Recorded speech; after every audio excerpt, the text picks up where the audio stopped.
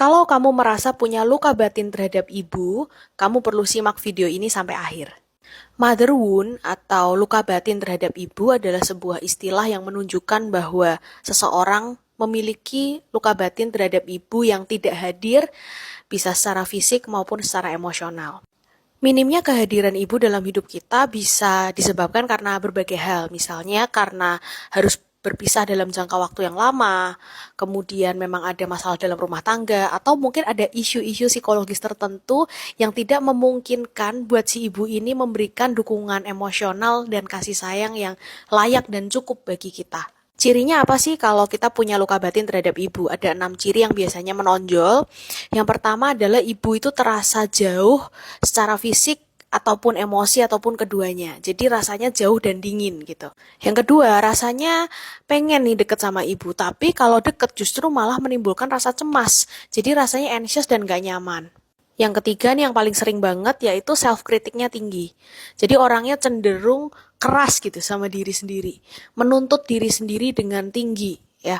Merasa selalu kurang cantik, kurang mampu, kurang sempurna, kurang baik, kurang pinter. Merasa kurang segalanya. Yang keempat, ada perasaan dominan, semua orang tuh pasti akan meninggalkan kita.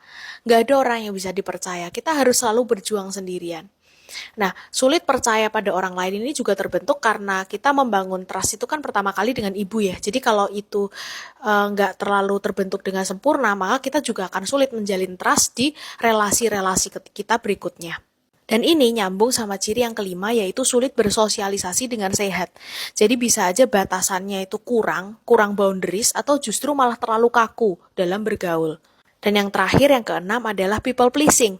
Selalu merasa kebahagiaan orang lain adalah tanggung jawabku. Aku harus selalu menyenangkan semua orang, memuaskan semua orang. Harus memenuhi ekspektasi dan standar semua orang. Terus kalau ternyata banyak relate tuh gimana dari 6 poin tadi? Yang pertama adalah akui dulu bahwa kita punya luka itu. Kadang sesimpel mengakui ke diri sendiri bahwa kita terluka loh, kita sesakit itu loh sama ibu kita sendiri. Dan itu nggak gampang di step yang pertama ini. Yang kedua, ambil waktumu untuk berduka. Ambil waktumu untuk bersedih karena emang sesedih itu ketika kita memiliki ibu yang tidak hadir secara emosi. Ibu yang seharusnya menjadi sumber cinta kita justru malah sumber luka kita.